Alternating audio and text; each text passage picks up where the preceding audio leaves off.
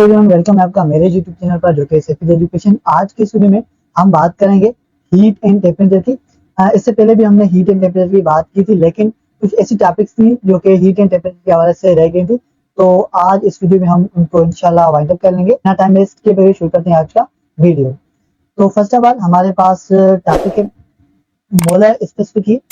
And इससे पहले हमने बात की थी हीट कैपेसिटी की, कि डिफरेंट सब्सटेंस जो है वो डिफरेंट अमाउंट ऑफ हीट को एब्जॉर्ब कर रहे थे। जैसे कि वाटर 4200 किलो जूल हीट को एब्जॉर्ब कर रहा था, एंड जो वुड की है हीट कैपेसिटी वो डिफरेंट है एज कम्पेयर टू वाटर की। तो उसके बाद हम बात करेंगे मोलर स्पेसिफिक हीट की।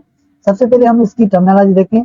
मोलर जो लफ्ज है ये दरअसल मोल से लिया गया है यहाँ पर, और ये जो टाइटल है यहाँ पर बन गया मोलर स्पेसिफिक हीट। ठीक है, देखो, as a matter convenience of mole, matter की कन्वीनियंस के लिए mole is often used to describe the amount of substance. जो मोल है दरअसल इसको इस्तेमाल किया जाता है अमाउंट ऑफ सब्सटेंस को डिस्क्राइब करने के लिए। And one mole of substance को हम इस तरीके से डिफाइन कर सकते हैं। देखो, is the quantity of matter such as its mass in grams. हमारे पास मैटर की क्वांटिटी है, एंड वो जो मैटर की क्वांटिटी है सच एज मास, एंड जो मास है वो 10 ग्राम्स में है, इज न्यूमेरिकली इक्वल, जो कि न्यूमेरिकली इक्वल होगा to the molecular weight of substance के। एंड मॉलिक्यूलर वेट को हम एक्सप्रेस करवा रहे हैं कैपिटल एम से। एंड ये जो यहाँ पर स्मॉल एन है दरअसल ये नंबर ऑफ मोल्स को रिप्रेजेंट करा है, एंड ये जो स्मॉल एम है ये मास ऑफ सब्सटेंस है।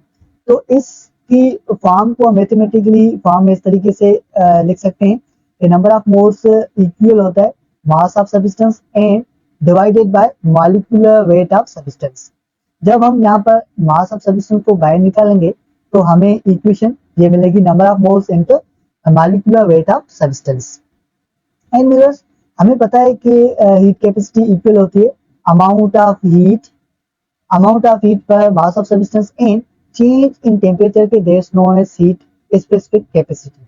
ओके, तो जब हम इन दोनों इक्वेशन को आपस में सब्स्टिट्यूट करवाते हैं तो हमें ये इक्वेशन ऑब्टेन होती है। देखो किस तरीके से, कि हम क्या करते हैं कि इस हीट स्पेसिफिक हीट कैपेसिटी में हम मास ऑफ सब्सटेंस की जगह पर a number of moles and molecular weight की प्रोडक्ट यहाँ पर पुट कर रहे हैं, तो हमें इक्वेशन मिलेगी। तो ये वाली कंडीशन बन गई। उसके बाद हम क्या कर रहे हैं, तो मॉलिक्यूलर वेट को दरअसल बाहर निकालेंगे एंड हीट कैपेसिटी।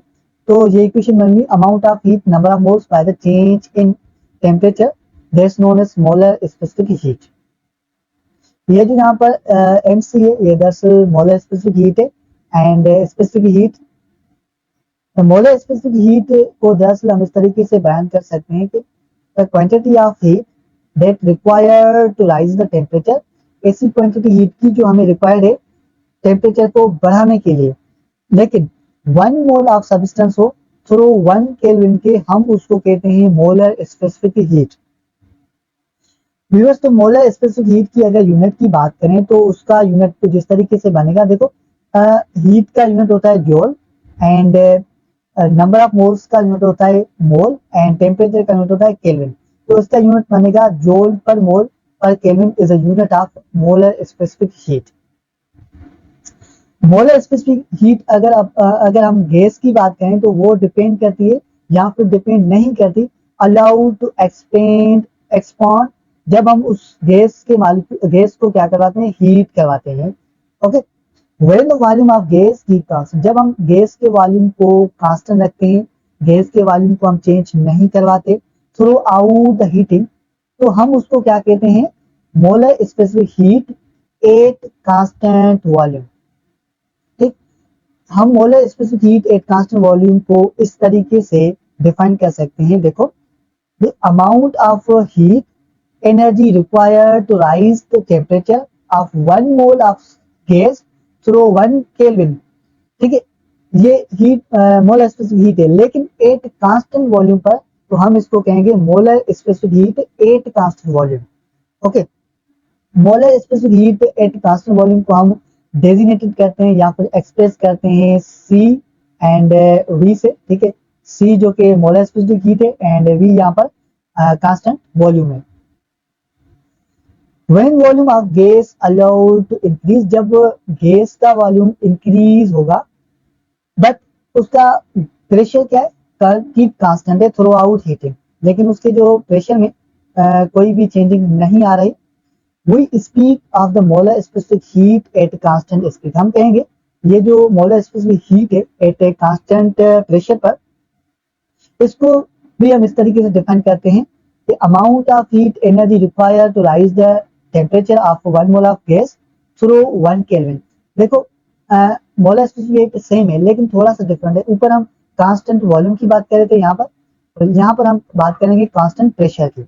इसको हम रिप्रेजेंट करवाते हैं सी एंड पी से, that's known as constant this is known as molar specific heat at constant pressure. ठीक है व्यूअर्स, ये हमने specific heat and molar specific heat को यहाँ पर डिस्कस कर लिए। उसके बाद हम बात करेंगे हीट एंड वर्क के अबाउट, जो कि इन थर्मोडायनामिक्स में। सबसे पहले हम समझते हैं कि ये थर्मोडायनामिक्स क्या होता है। ये एक ऐसा मेथड है जिस मेथड के जरिए हीट को ट्रांसफर किया जाता है एक पॉइंट से दूसरी पॉइंट में, लेकिन उसमें क्या होता है कि हीट कांस्टेंट रहती है, हीट में कोई भी चेंजिंग नहीं आता।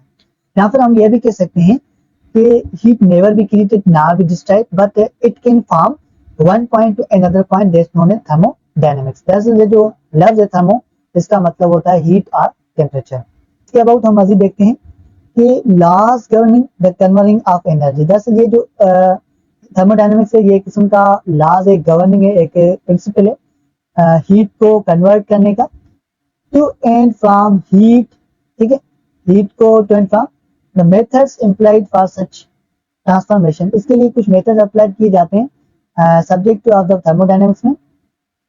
हम इसके डिटेल में जाने से पहले हम थोड़ा सा इसके अबाउट बात करेंगे हीट एंड वर्क के अबाउट इन थर्मोडायनेमिक्स में।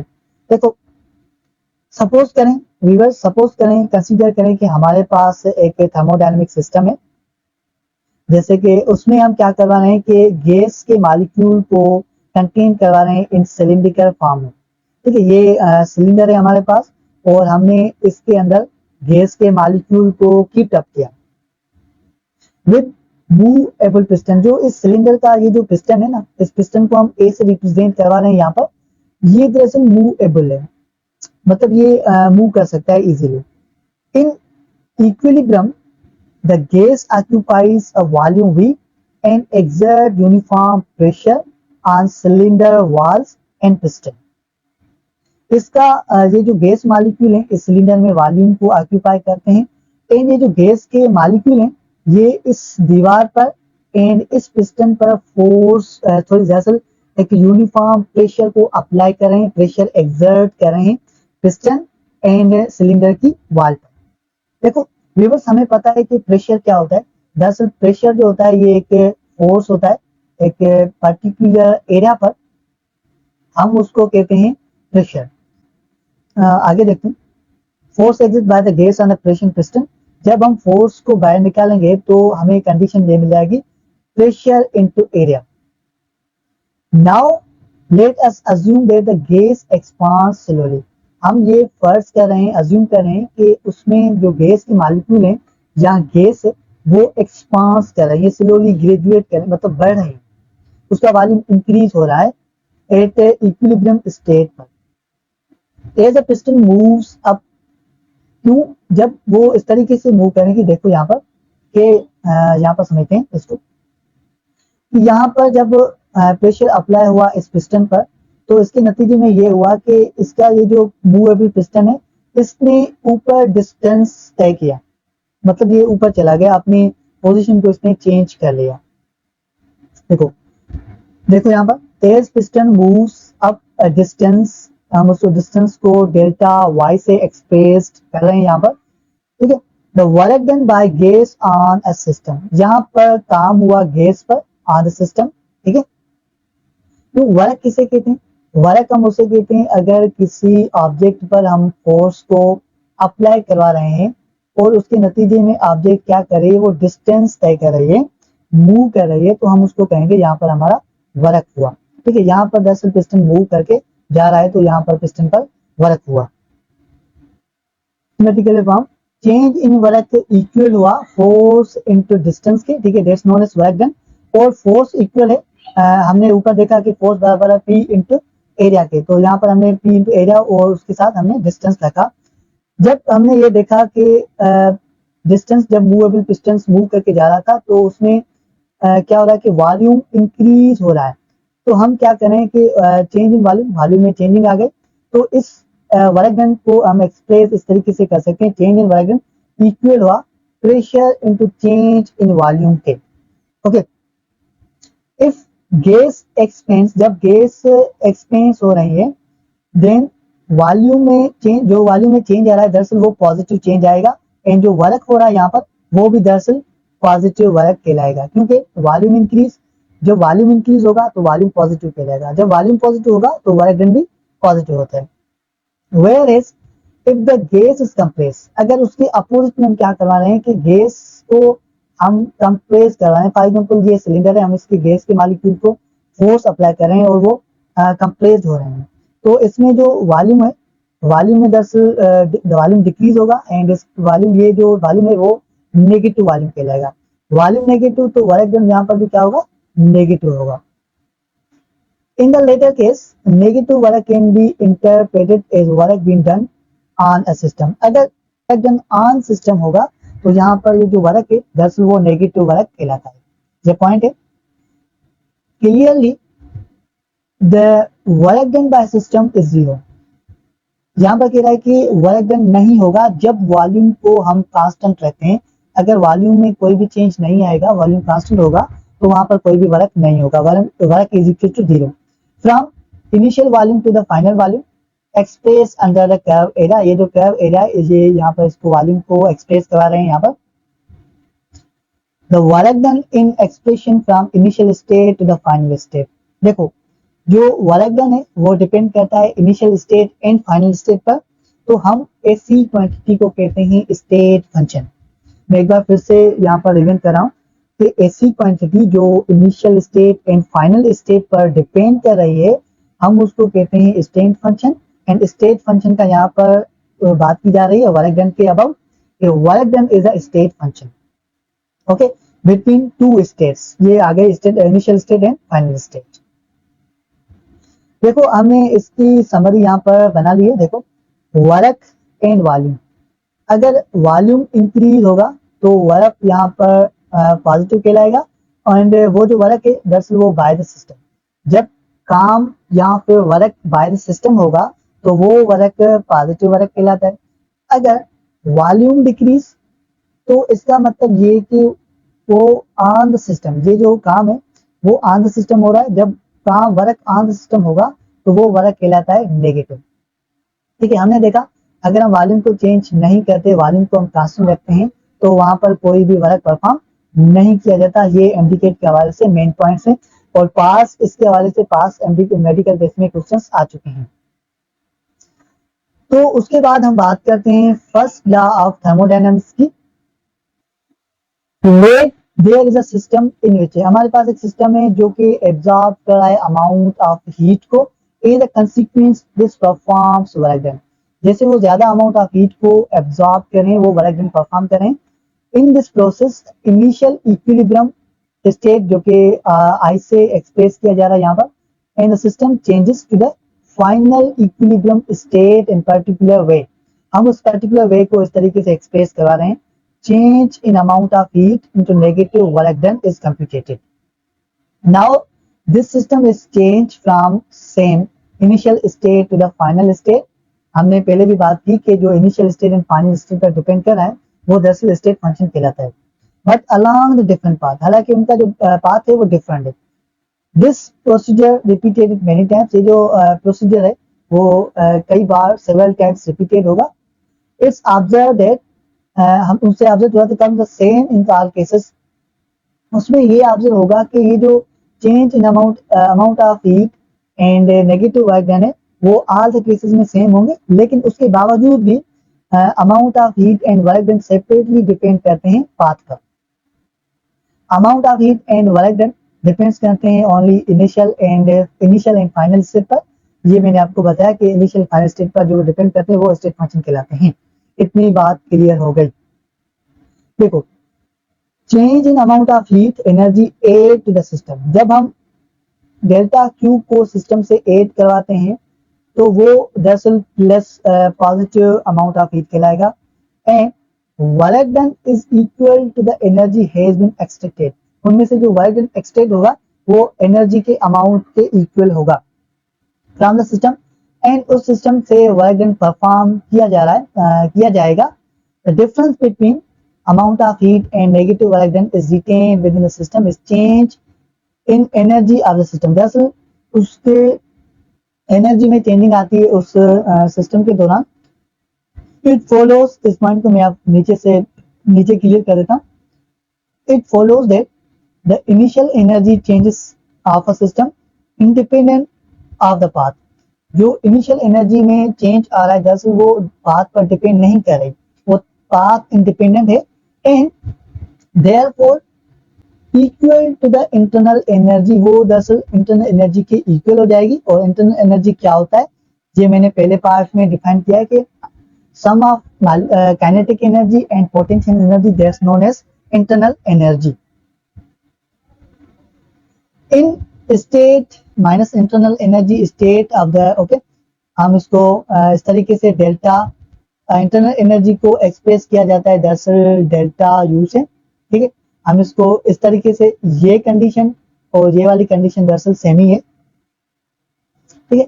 ये जो है सम ऑफ, ये कहलाता है फर्स्ट लॉ ऑफ थर्मोडायनामिक्स के amount of heat and negative work equal होता है चेंज इन इंटरनल एनर्जी के। देखो ये इसका हो गया मैथमेटिकली फॉर्म, लेकिन ये डिस्क्रिप्शन फॉर्म में देखो, change in internal energy, ये वाली, this is change in internal energy of a system in any process, किसी भी प्रोसेस में वो क्या होगी, इक्वल होगी, ठीक है। ये क्या होगी, इन दोनों के दरअसल इक्वल होती है net flow of heat, this is a net flow of heat into the system minus total work done, that's known as first law of thermodynamics, okay. First law of thermodynamics के कुछ special cases होते हैं। Let us look at some special cases. First consider isolated system. उससे पहले हम समझ रहे हैं कि हमारे पास एक आइसोलेटेड सिस्टम है। ये एक ऐसा सिस्टम है जिसमें फॉर एग्जांपल देखो, ये हमारे पास एक आइसोलेटेड सिस्टम है, अंदर से ना बाहर कुछ जाएगा, हीट जाएगी, ना बाहर से अंदर हीट और समथिंग अंदर आएगा, ठीक है। This is known as isolated system. इसमें क्या हो रहा है कि विच डजंट एक्सटर्नल वर्क, इसमें कोई भी एक्सटर्नल वर्क परफॉर्म नहीं किया जा रहा, and there is no flow of heat, इसमें कोई भी फ्लो ऑफ हीट नहीं हो रही। Then for many process taking place such in the system, हम इसको इस सिस्टम में हमने negative work done and amount of heat को जीरो के इक्वल लिया, एंड उसमें इंटरनल एनर्जी भी दरअसल जीरो के इक्वल होगी क्योंकि इसमें कोई भी एक्सटर्नल फैक्टर इफेक्ट नहीं करा। Which says that the internal energy of a system remain constant। जहाँ हम ये भी कह सकते हैं कि इंटरनल एनर्जी जो सिस्टम की है वो दरअसल कांस्टेंट है, उसमें कोई भी वेरिएबल वेरीज नहीं हो रही हो। This is the most general statement conversion of energy. दरअसल ये जो है वो मोस्ट कन्वर्जन मेथड है एनर्जी को ट्रांसफर करने का, कन्वर्ट करने का। The internal energy of isolated system can't be change. Internal energy जो है आइसोलेटेड सिस्टम की दरअसल वो चेंज नहीं हो रही बाय एनी प्रोसेस, किसी भी प्रोसेस से।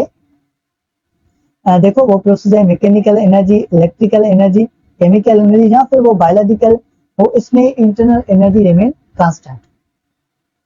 Taking place with in the system, the energy of a system can be change, लेकिन जो एनर्जी है सिस्टम की वो चेंज हो सकती है by only flow of heat की वजह से अक्रॉस इस बाउंड्री। अगर वो सिस्टम की बाउंड्री से अक्रॉस हो जाए, बाहर निकल जाए, या अगर उसमें वर्क डन होगा या वर्क परफॉर्म किया जाएगा तो उसमें एनर्जी में चेंजिंग आएगा। इसको डिस्कस करने से पहले, बयान करने से पहले हम थोड़ा सा इसको देख लेते हैं। अमाउंट ऑफ हीट पॉजिटिव होगा जब हम हीट को ऐड करवाएंगे किसी सिस्टम से।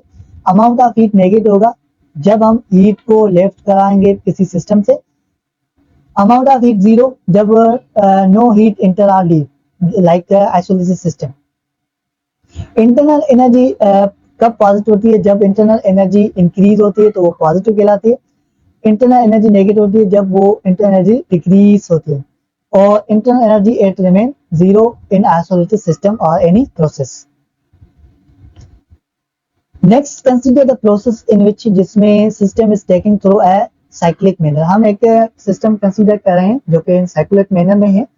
That's one the stars end up into the its same state. जो start हो रहे हैं same point से और same ही point end हो रहे हैं same state पर.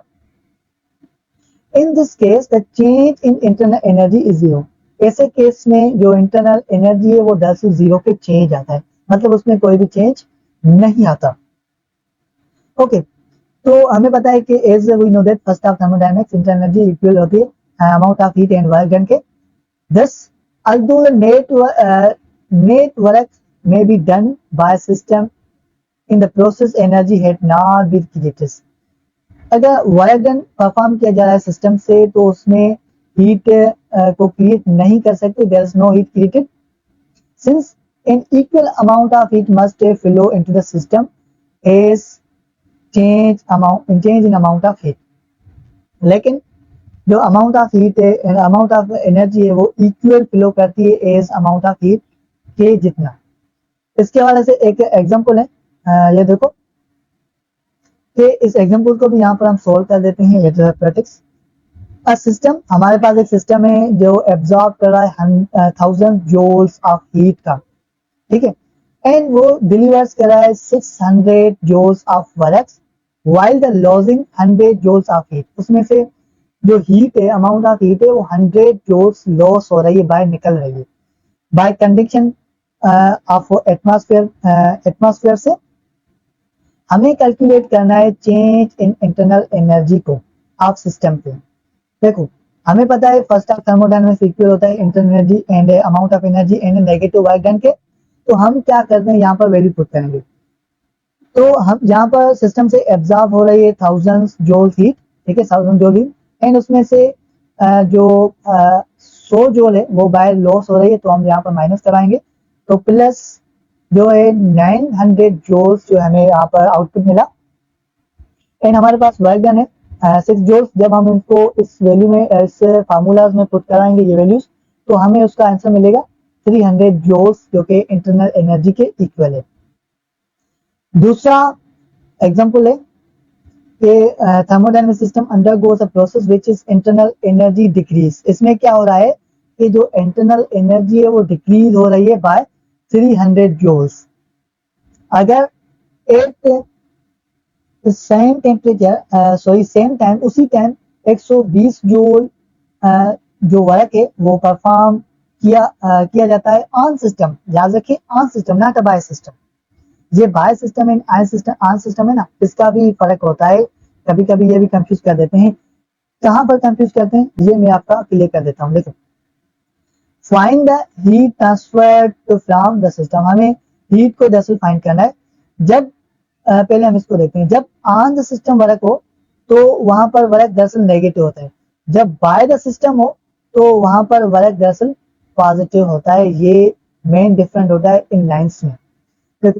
हालांकि ये भी फर्स्ट लॉ ऑफ थर्मोडायनामिक्स के अकॉर्डिंग है और ये भी फर्स्ट लॉ ऑफ थर्मोडायनामिक्स के अकॉर्डिंग है, लेकिन इन दोनों की एग्जांपल्स की स्टेटमेंट जो है वो दरअसल एक दूसरे से चेंज है. इसको देखें, हमने वैल्यू पुट की इसमें, तो हमें इसमें से आंसर मिला दरअसल यहाँ पर नजर नहीं आ रहा सही तरीके से. तो हम नेगेटिव की बात करें, अमाउंट ऑफ हीट जो कि सिस्टम से लीव कर गई वो हमें नेगेटिव 420 जूल मिली, ठीक है. ये हमने देखा फर्स्ट लॉ ऑफ थर्मोडायनामिक्स. उसके बाद कुछ एप्लीकेशंस होती हैं फर्स्ट लॉ ऑफ थर्मोडायनामिक्स की, उनको भी यहाँ पर वन बाय वन करके डिस्कस करते हैं. फर्स्ट ऑफ ऑल हमारे पास एप्लीकेशन है आइसोबैरिक प्रोसेस. आइसो का मतलब होता है सेम एंड बेरिक का मतलब होता है प्रेशर. मतलब यहाँ पर ये क्लियर हो गया कि इस प्रोसेस में जो प्रेशर है वो कांस्टेंट होगा. Isobaric is a process which takes place at constant pressure. ये एक ऐसा प्रोसेस है जो कांस्टेंट प्रेशर पर परफॉर्म किया जा रहा है. In such process heat transferred and work done are both non zero. जो हीट है एंड वर्क डन है वो नॉन जीरो है, लेकिन यहाँ पर वर्क डन दोनों परफॉर्म किए जाएंगे, लेकिन यहाँ पर प्रेशर जो है वो कांस्टेंट होगा. When water enters a boiler of the system is heated तो इस बॉइलिंग पॉइंट्स को हीटेड कर देता है। एक इंजन में हम पानी को एंटर करवाते हैं, ठीक है, वो क्या होगा कि वेपोराइज्ड हो जाएंगे and in and then the system is super heated. उसके बाद जो सिस्टम है वो दरअसल सुपर हीटेड हो जाएगा, बहुत ज्यादा हीट हो जाएगा। All this process takes place isobarically. ये जो सारे प्रोसेस हैं वो दरअसल आइसोबेरिकली होते हैं, मतलब कि इनका जो प्रेशर होता है वो कांस्टेंट होता है। Such process plays an important role. ये जो प्रोसेस है ये इंपॉर्टेंट रोल प्ले करते हैं इन मैकेनिकल इंजीनियरिंग में एंड केमिस्ट्री में। सपोज करें कि हमारे पास आइसोबेरिक प्रोसेस है, the system is gas content. उस सिस्टम में हमने गैस कंटेन किया इन सिलिंड्रिकल वेसल में, provided with the frictionless air tight piston. तो हमारे वो वहां पर ये देखो, सपोज करें कि ये हमारे पास सिस्टम है, इसमें हमने गैस के मॉलिक्यूल्स को पुट किया और इसका जो ये जो पिस्टन है ये ऐसे रिप्रेजेंट करवा रहे हैं इस यहाँ पर, ये टाइट है एंड फ्रिक्शनलेस है, यहाँ पर कोई भी एयर का फ्रिक्शन नहीं है and free to surrounding to the system. वो सराउंडिंग सिस्टम के ये फ्री है, मतलब ये फ्रीली है। The gas expands such that external pressure remains constant, unchanged or constant, as shown in figure. The work done by the gas is moving the piston area a small distance given it in equation। देखो pressure यहाँ पर constant है, लेकिन उसके बावजूद भी यहाँ पर कह रहा है कि वर्क डन किया जा रहा है सिस्टम से एंड उसके गैस के जो मॉलिक्यूल है वो दरअसल मूव कर रहे हैं और एक पर्टिकुलर एरिया पर फोर्स अप्लाई हो रहा है एंड उसमें से थोड़ा सा स्मॉल डिस्टेंस हो रहा है। स्मॉल डिस्टेंस को हम डेल्टा एक्स से रिप्रेजेंट करवा रहे हैं। यहाँ पर ऊपर हम डिस्टेंस को डेल्टा वाई से रिप्रेजेंट करा रहे थे। देखो वर्क डन इक्वल हुआ एफ इंटू एक्स के। हमें पता है कि जब किसी ऑब्जेक्ट पर फोर्स अप्लाई करते हैं तो वो वर्क डन के इक्वल होता है। यहाँ पर स्मॉल एक्स डेल्टा एक्स यानी कि स्मॉल डिस्टेंस है, तो यहाँ पर क्या हुआ कि हमें ऊपर हमने देखा कि जो फोर्स है वो इक्वल है पी प्रेशर इंटू एरिया के, ठीक है, और हमने प्रेशर इंटू एरिया के इस इक्वेशन को हमने इक्वल लिया था pressure into change in volume के। दरअसल जब चेंज इन वॉल्यूम होगा तभी हमें वर्क मिलेगा। तो हम इसको इस तरीके से भी लिख सकते हैं।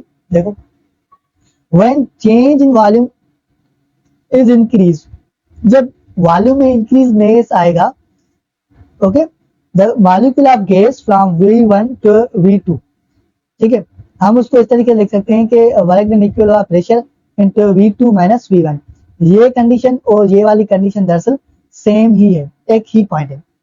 हम इन दोनों को आपस में सब्स्टिट्यूट कराते हैं इससे फर्स्ट ऑफ थर्मोडायनामिक्स में। तो ये इक्वेशन कुछ इस तरीके से बनेगा, अमाउंट ऑफ हीट इक्वल है pressure into change in volume के एंड प्लस इंटरनल एनर्जी के। दरअसल हम इस वर्क डन की जगह पर हमने क्या किया, इस वैल्यू को या फिर इस वैल्यू को पुट करवाया, तो हमें ये वाली कंडीशन मिल गई। ओके तो आगे बढ़ते हैं, ये थर्मोडायनामिक्स में आते हैं। आइसोबेरिक का जो प्रोसेस है वो दरअसल इस तरीके से बनेगा। इसका जो ग्राफ है parallel to the volume axis से, हमेशा ये वॉल्यूम एक्सिस से पैरेलल होगा। क्यों? अगर जरूर नहीं कि ये वॉल्यूम यहाँ पर हो, यहाँ पर भी हो सकता है। तो ये जो ग्राफ है वो जो यहाँ इस तरीके से बनेगा, क्योंकि इसका जो ग्राफ है parallel to the volume axis होता है, ठीक है। This is known as isobaric. और आइसोबेरिक के लिए कुछ याद रखें कि आइसोबेरिक में जो वर्क डन है वो दरअसल मैक्सिमम होता है, वो ज्यादा वर्क परफॉर्म किया जाता है इन आइसोबेरिक में। और जो आइसोबेरिक है वो दरअसल 40 लाख को फॉलो करता है। This is main points of isobaric. उसके बाद हम बात करते हैं आइसोकोरिक की। आइसो का मतलब मैंने आपको बताया सेम, एंड कोरिक का मतलब वॉल्यूम। ये ऐसा प्रोसेस है जिसमें वॉल्यूम कांस्टेंट होगा, ठीक है। तो आइसोकोरिक को हम इस तरीके से डिफाइन कर सकते हैं, the process in which the volume of a system remains constant. इस सिस्टम में, पूरे सिस्टम में वॉल्यूम जो होगा वो कांस्टेंट होगा। यहाँ पर पॉइंट ये क्लियर हो गई, अगर वॉल्यूम कांस्टेंट तो वॉल्यूम में कोई चेंज नहीं आ रहा तो वर्क डन जीरो, ठीक है। ये पॉइंट क्लियर हो गया आपकी। सपोज करें कि हमारे पास सिलेंडर है जो कि उसके साथ पिस्टन लगा हुआ है कंटेनिंग है, और अमाउंट ऑफ गैस है उसके अंदर। अगर हम उसको हीट कराने, it is heated by supplying an amount of heat, हम उसको हीट प्रोवाइड कर रहे हैं, हीट करा रहे हैं इट्स वॉल्यूम फिक्स्ड, उसका वॉल्यूम जो है वो फिक्स्ड है। ठीक, क्यों? क्योंकि उसका जो पिस्टन है वो दरअसल टाइट है, इमूवेबल है।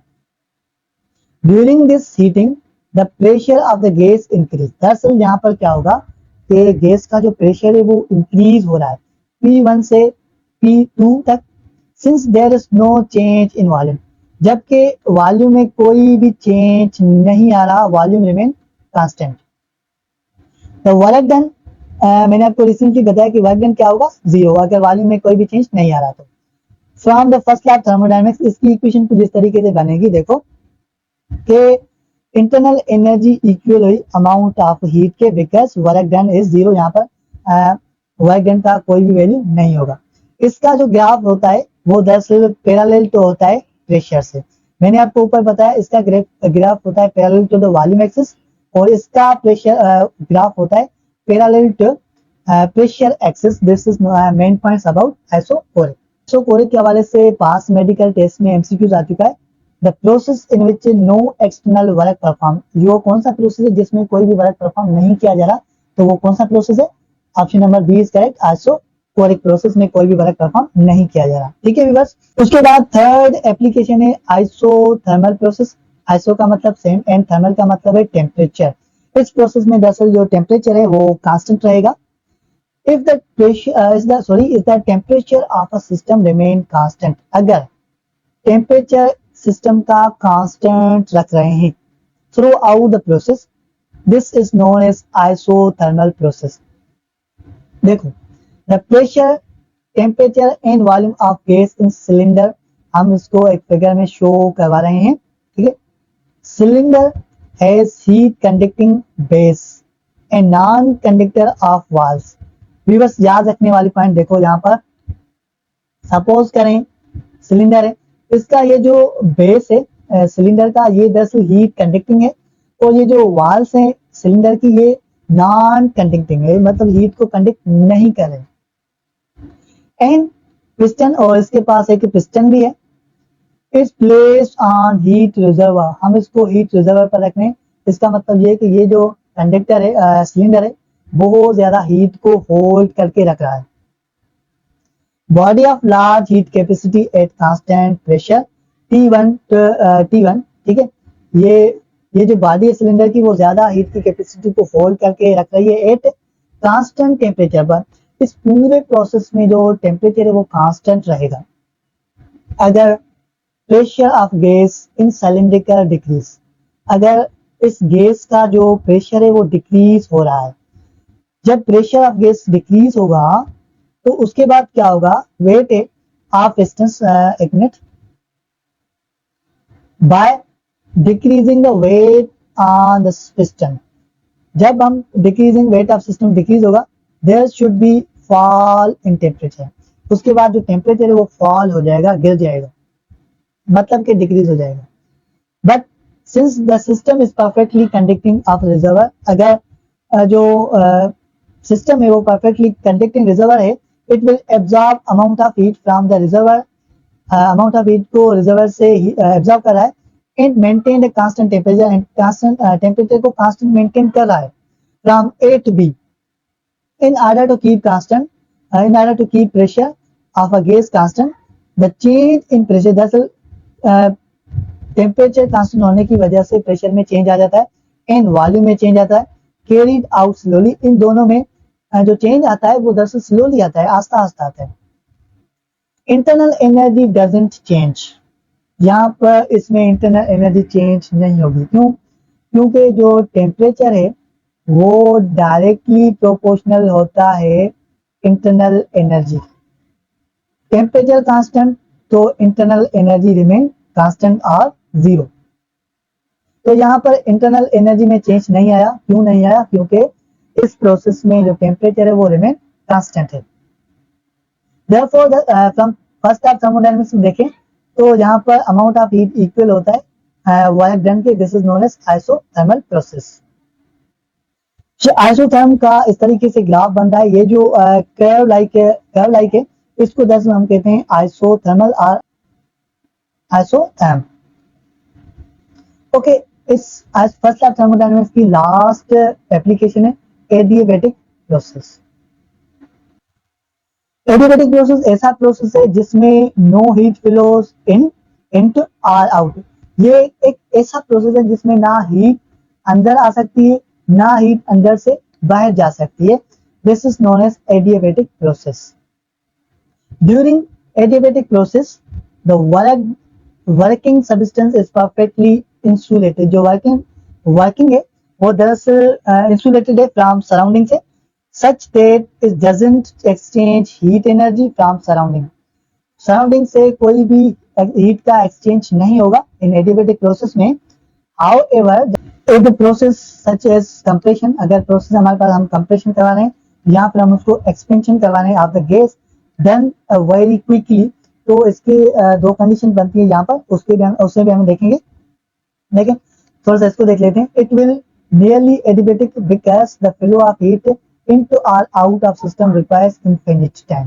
ठीक है, इसमें कोई भी, इसका मतलब ये हुआ कि इसमें कोई भी हीट ना अंदर से बाहर जा सकती है ना बाहर से अंदर आ सकती है।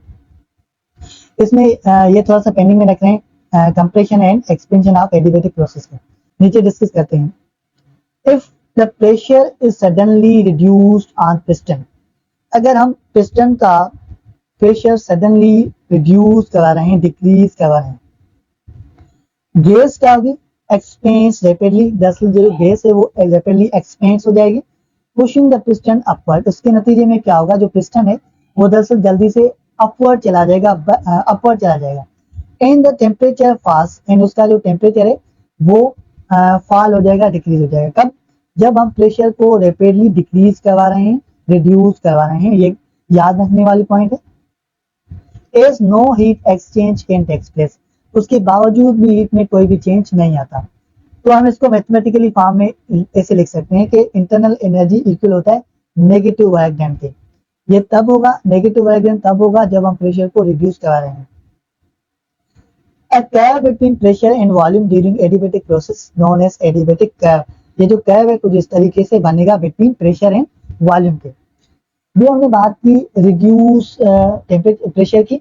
अगर हम प्रेशर को रैपिडली इंक्रीज करवा रहे हैं तो उसमें क्या होगा, जो टेम्परेचर है वो दरअसल इंक्रीज हो जाएगा। एंड ये जो इंटरनल एनर्जी है ये दरअसल पॉजिटिव वर्क डन के इक्वल होगी। ओके, ये यहाँ पर दोनों कंडीशन हमने डिस्कस की, एक्सपेंशन एंड कंप्रेशन को। थोड़ा सा यहाँ पर ध्यान दीजिए कि आइसोथर्म इन एडियाबेटिक प्रोसेस, अगर कर्व ज्यादा हो तो वो एडियाबेटिक प्रोसेस कहलाता है, अगर कर्व थोड़ा कम हो तो वो आइसोथर्मल प्रोसेस कहलाता है। ये मेन पॉइंट्स है। एक बार फिर से मैं यहाँ पर रिवीन कर रहा हूँ कि अगर ज्यादा कर्व बन रहा है ड्यूरिंग ग्राफ तो this process is known as adiabatic process. अगर जो कर्व थोड़ा बन रहा है, थोड़ा सा, तो this process known as isothermal process. ये हमने फर्स्ट लॉ ऑफ थर्मोडायनामिक्स की एप्लीकेशन को यहाँ पर डिस्कस कर लिए। उसके बाद हम बात करेंगे derivation of Cp minus Cv जो कि इक्वल होता है रेडियल आइडियल गैस और यूनिवर्सल कांस्टेंट के। हमने ऊपर देखा कि Cp एक molar specific eight constant pressure है and Cv molar specific eight constant volume है। When we heat a substance, जब हम किसी सब्सटेंस को हीट करवाते हैं उसको टेम्परेचर देते हैं। इस temperature rises under various condition, उसका जो टेम्परेचर है वो डिफरेंट कंडीशन पर राइजेस होगा। मिसाल के तौर पर वॉल्यूम में कीप कांस्टेंट, हम वॉल्यूम को कांस्टेंट रख रहे हैं एंड उसका प्रेशर कांस्टेंट रख रहे हैं, लेकिन बोथ में भी allowed to vary in some definite manner में। लेकिन हम अलो करवाते हैं डेफिनेटिव मैनर में दोनों को, डिफरेंट प्रेशर एंड वॉल्यूम को। In each of these cases the amount of heat required पर मोल पर यूनिट राइजेस टेम्परेचर। हम इसको जो अमाउंट ऑफ हीट पर मोल पर यूनिट राइजेस टेम्परेचर की रिक्वायर्ड होती है, हम इसको इस तरीके से डिफाइन करते हैं। देखो, only two kinds of molar specific capacities are important हो गए यहाँ पर गैस के लिए। देखो, namely that at constant volume जो कि Cv है एंड कांस्टेंट प्रेशर जो कि Cp है। इन दोनों कंडीशन को यहाँ पर देखेंगे। देखो, सपोज करें कि piston of cylinder arrangement having the certain number of moles हैं जो कि उनमें से आइडियल गैस को पुट करवा रहे हैं। ठीक है, द सिलेंडर, देखो यहाँ पर हमारे पास ये एक सिस्टम है, इसमें नंबर ऑफ मोल्स पुट करवा रहे हैं आइडियल गैस के। Cylinder is pushed on heat reservoir, जो कि सिलेंडर है हीट रिजर्व पर रख रहे हैं, मतलब कि ज्यादा से ज्यादा हीट को एब्जॉर्ब करेगा ये cylinder. Temperature which can be raised और लोअर्ड, हम टेम्परेचर को या तो इंक्रीज करवाएंगे या हम टेम्परेचर को डिक्रीज करवाएंगे, जहां पर हमें नीडेड होगी, जहां पर हमें इसकी जरूरत पड़ेगी। Gas has pressure that upward force on frictionless piston just balance the weight on the piston और लोडेड। यहाँ पर देखो गैस को जो कि प्रेशर है, जो कि अपवर्ड फोर्स इस पिस्टन पर लगा रहा है, तो इसको बैलेंस करने के लिए हम क्या कर रहे हैं, इसके ऊपर एक वेट रख रहे हैं, एक लोड रख रहे हैं जो कि इसको बैलेंस करके रखेगा। Two isotherms of ideal gas at temperature, ठीक है, टू आइसोथर्म्स है हमारे पास, T plus change in temperature. Suppose करें the gas is taking along the constant pressure, जो कि गैस ले रहे हैं हम वो कांस्टेंट प्रेशर पर ले रहे हैं फेल, तो उसका पाथ बनेगा 8B। इन ग्राफ में देखो यहाँ पर इसका ये जो पाथ है, ये जो B to A बन रहा है। Temperature also increase by change in temperature, temperature में हम इंक्रीज नहीं करवा रहे हैं, टेम्परेचर को हम बढ़ा रहे हैं अलोंग द उसके पाथ में। The heat transfer to the gas, जो कि हीट है वो गैस की तरफ ट्रांसफर्ड होगी, एंड वो वहां पर हमें मैथमेटिकली कंडीशन बनेगा अमाउंट ऑफ हीट, ठीक है, अमाउंट ऑफ हीट जो कि हम इस गैस को प्रोवाइड कर रहे हैं वो दरअसल बनेगा नंबर ऑफ मोल्स, ठीक है, इसमें हमने नंबर ऑफ मोल्स पुट किए थे एट किस पर, कांस्टेंट प्रेशर पर, ठीक है, यहाँ पर हमने कांस्टेंट प्रेशर लिया था, ठीक है, बाय चेंज इन टेम्परेचर के, ठीक है, यहाँ पर देखो by increase change in temperature. Clear होगा यहाँ पर कि ये कंडीशन किस तरीके से बनी। As we know that Cp यहाँ पर molar specific heat constant pressure है, we know that volume increase, हमने ये नोट किया कि इसका वॉल्यूम जो है वो इंक्रीज हो रहा है। We call this increase as change in volume, दरअसल हम कह सकते हैं कि इस वॉल्यूम में चेंज हुई, इसका जो प्रोसेस का जो वॉल्यूम है दरअसल इंक्रीज हुआ। So the work done by gas, जो वर्क डन गैस से हुआ वो बराबर होगा, इज इक्वल होगा प्रेशर इनटू वॉल्यूम, ये हमने पहले भी ड्राइव किया।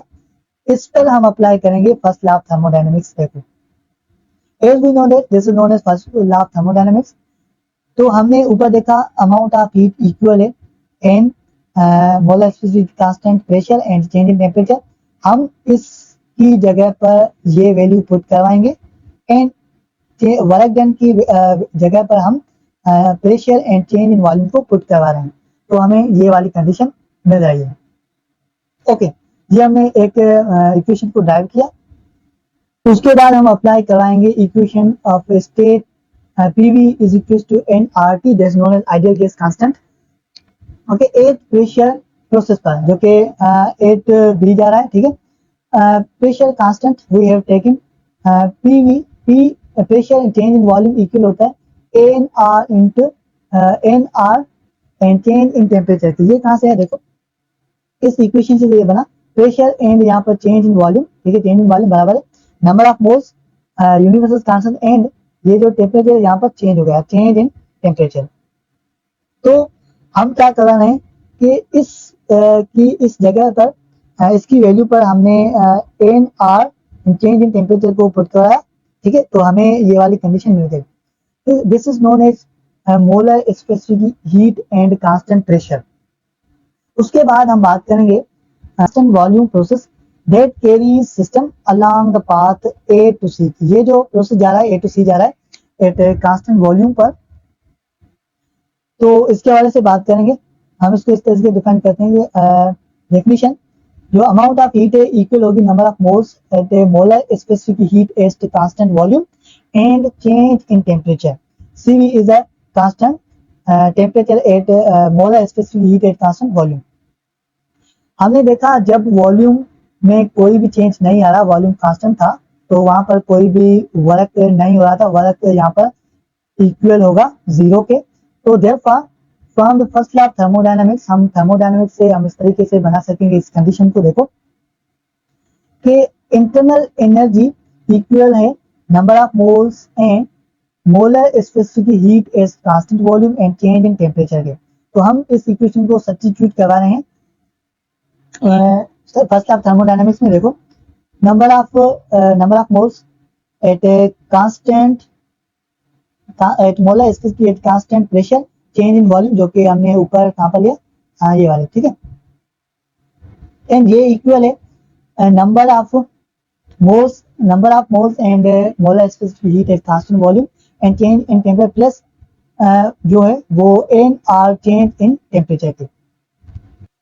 ये ऊपर हमने देखा कि ये माइनस में था, लेकिन यहाँ पर ये प्लस में आ गया क्योंकि हमने n C P delta temperature को बाहर निकाला, तो ये प्लस में आ गया। तो उसके बाद हमने ये सब्स्टिट्यूट करवाएं तो हमें ये वाली कंडीशन इक्वेशन मिल गई। तो अब हम क्या कराएंगे, यहाँ पर एन एंड यहाँ पर एन, और ये जो यहाँ पर एन है हम इसको कर रहे हैं कैंसिल, ठीक है। तो यहाँ पर बचा क्या, सीपी, और यहाँ पर कोई भी सीपी नहीं है तो इसको हम ऐसे ही छोड़ देंगे। उसके बाद हम कैंसिल करेंगे चेंज इन टेम्परेचर, और यहाँ पर भी चेंज इन टेम्परेचर और यहाँ पर भी चेंज इन टेम्परेचर आपस में कैंसिल हो जाएंगे। तो हमें रिमेनिंग में बचा क्या, यहाँ पर बचा सीपी एंड यहाँ पर बचा सीवी, वो इक्वल होंगे दरअसल आर के। This is known as derivation of CP minus CV equal होते हैं आर के। ये जो आर है यहाँ पर आइडियल गैस है। द एक्सप्रेशन अप्लाइज और एनी गैस, ये किसी भी आइडियल गैस के लिए एक्सप्रेशन अप्लाई किया जाता है। It shows that the heat capacity of ideal gas eight constant pressure is greater. ये मेन पॉइंट है, याद रखने वाली पॉइंट ये है कि इन आइडियल गैस में जब हम हीट कैपेसिटी की बात करेंगे एट कांस्टेंट प्रेशर पे, तो वो कांस्टेंट प्रेशर जो है हमेशा ग्रेटर होता है heat capacity of eight constant volume से, ठीक है। तो ये जो आर है हमने बात की, ये यूनिवर्सल कांस्टेंट है और इसका वैल्यू होता है 8.313 मोल पर केल्विन की। This is all about derivation of CP minus CV and equal होता है आर के। ओके, उसके बाद हम बात करेंगे इस चैप्टर की लास्ट टॉपिक को, जो कि entropy. We introduce here in other new concept known as entropy। यहाँ पर एक न्यू कॉन्सेप्ट है एंट्रोपी के हवाले से। We may say that entropy is measure of molecule disorder। दरअसल ये जो एंट्रोपी है वो मॉलिक्यूल की डिसऑर्डर को मेजर करने का एक मोड है, एक प्रोसेस है, या फिर हम इसको मेथड भी कह सकते हैं, जो मॉलिक्यूल की डिसऑर्डर को मेजर करे। तो this known as entropy. And any process that entropy increases और रिमेन कांस्टेंट। किसी भी प्रोसेस में जो एंट्रोपी है वो इंक्रीज होती है या फिर वो कांस्टेंट रहती है, दैट इज डिसऑर्डर इंक्रीज और रिमेन कांस्टेंट। जहां पर लफ्ज भी दो आ रहे हैं, या तो एंट्रोपी इंक्रीज होती है या तो एंट्रोपी रिमेन कांस्टेंट है। एंट्रोपी जो है वो कभी भी जो है वो डिक्रीज नहीं होती, ठीक है। एंट्रोपी नेवर भी डिक्रीजेस, बल्कि ऑलवेज वो इंक्रीज होगी या फिर remain constant, but entropy negative हो सकता है। इन ऑर्डर टू एक्सप्लेन, इसको समझने के लिए कंसीडर करें कि लार्ज नंबर ऑफ मॉलिक्यूल्स हैं गैस के, जो कि हमने किसी इंसुलेटेड सिलेंडर में फिक्स करवाए हैं, ठीक है। रिमूवेबल पार्टीशन, हमने उसमें रिमूवेबल पार्टीशन भी रखें, ठीक है। इसके लास्ट में देखेंगे दिस इज रिमूवेबल पार्टीशन। तो हम क्या करवा रहे हैं, the start with all the molecules are confined in volume, ठीक है। उन जो मॉलिक्यूल्स का वॉल्यूम है दरअसल V1 है, वॉल्यूम में कोई भी फिलहाल चेंज नहीं आया। We say that the molecule are localized within volume V। हम कह सकते हैं जो मॉलिक्यूल लोकलाइज्ड हैं वो वॉल्यूम में लोकलाइज हैं, ठीक है। Suppose now that partition is removed. हम सपोज करते हैं कि उसका जो पार्टीशन है, ये वाला पार्टीशन है, हम यहाँ पर रिमूव करवा रहे हैं इस तरीके से। तो क्या होगा, molecules instead of staying confined to volume, वो अपने वॉल्यूम को कंफाइंड नहीं कर पाएंगे, ठीक है। Now occupy the whole volume, वो क्या करेंगे, उस कंटेनर का पूरा वॉल्यूम को ऑक्यूपाई कर लेंगे, जो कि वॉल्यूम बन जाएगा 2V, ठीक है। ये दरअसल सिलेंडर है, उसका वॉल्यूम है 2V। And are less localize than they were before. उसके बाद ये लेस लोकलाइज हो जाएंगे, इससे पहले थे, इससे पहले वो लोकलाइज थे, उसके बाद वो लोकलाइज नहीं रहेंगे, लेस लोकलाइज हो जाएंगे पार्टीशन को रिमूव करने के बाद। दरअसल degree of localization of measure of disorder, ये जो एंट्रोपी है ये डिग्री है localization of measure of disorder की। As the system increase in volume, जब सिस्टम का वॉल्यूम इंक्रीज करवाते हैं, the disorder increase.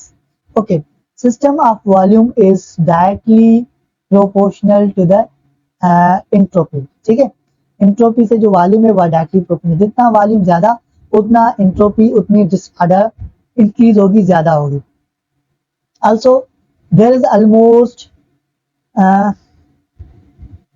And we say that the entropy increase, हम कह सकते हैं कि एंट्रोपी उसमें इंक्रीज होगी, डिसऑर्डर इंक्रीज तो इसमें एंट्रोपी इंक्रीज होती है। Also there is almost no chance that all the molecules by themselves will collect in original volume, वहां पर कोई भी चांस नहीं होगा कि वॉल्यूम जो है वो अपने ओरिजिनल वॉल्यूम में, जो मॉलिक्यूल है गैस के वो अपने ओरिजिनल वॉल्यूम में कलेक्ट हो।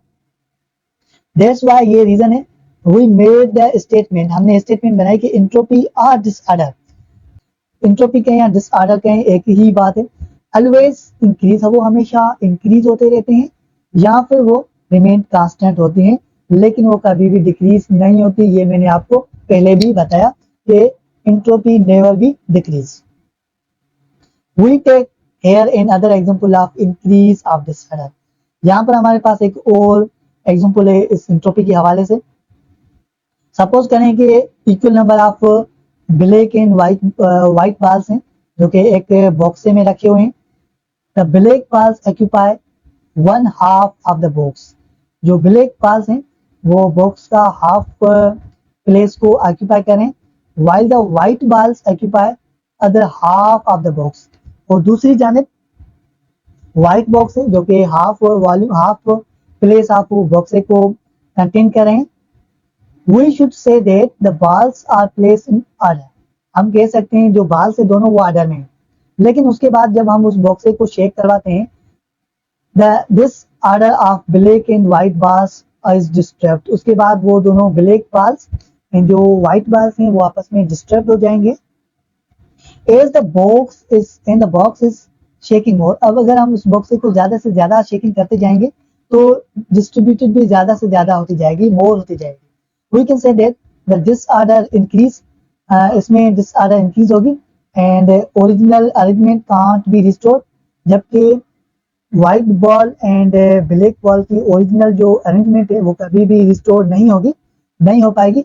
नो मैटर, ये मसला नहीं है कि how we shake the box, हम ये मसला नहीं है कि हम बॉक्स को किस तरीके से शेक करवा रहे हैं, किसी तरीके से भी शेक कराएं उसका कोई भी इफेक्ट नहीं पड़ेगा, लेकिन डिसऑर्डर हमेशा इंक्रीज होगा।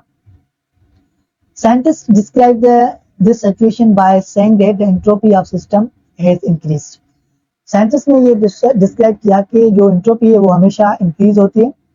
These considerations this lead to define the second law of thermodynamics, दरअसल ये जो एंट्रोपी है ये thermodynamic second law of thermodynamics को डिफाइन कर रही है, और वो क्या होता है देखो, when an isolated system undergoes change, जब कोई आइसोलेटेड सिस्टम अंडरगोस चेंज होता है, चेंज हो जाता है, लेकिन ये बात है कि आइसोलेटेड सिस्टम कभी भी चेंज नहीं होता, लेकिन यहाँ पर कह रहा है कि आइसोलेटेड सिस्टम अगर undergoes change, the disorder in system increase, इसमें जो डिसऑर्डर है एंट्रोपी है वो इंक्रीज हो जाता है।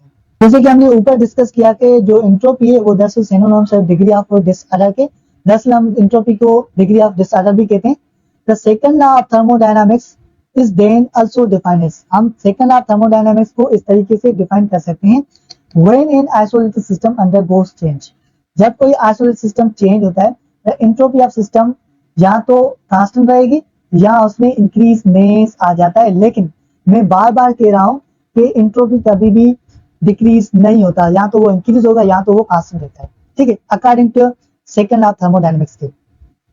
इट इज आवर एक्सपीरियंस, ये हमारा की तजुर्बा है कि also the natural tendency of things is also things is to go into disorder, जो नेचुरल थिंग्स है वो हमेशा डिसऑर्डर स्टेट में चले जाते हैं अगर amount of heat transfer the system किया जाए एट कांस्टेंट केल्विन टेम्परेचर पर, एक कांस्टेंट टेम्परेचर पर, लेकिन वो जो टेम्परेचर है वो केल्विन में होना चाहिए, जो उसके बावजूद जो नेचुरल थिंग्स है वो दरअसल चेंज हो जाती हैं, ओके, एंट्रोपी का मैथमेटिकली फॉर्म देखेंगे, चेंज इन एंट्रोपी, और चेंज इन एंट्रोपी को हम एक्सप्रेस करवाते हैं चेंज इन डेल्टा एस से, जो कि इक्वल होता है अमाउंट ऑफ हीट पर टेम्परेचर के, जो टेम्परेचर है वो केल्विन में होगा, ठीक है।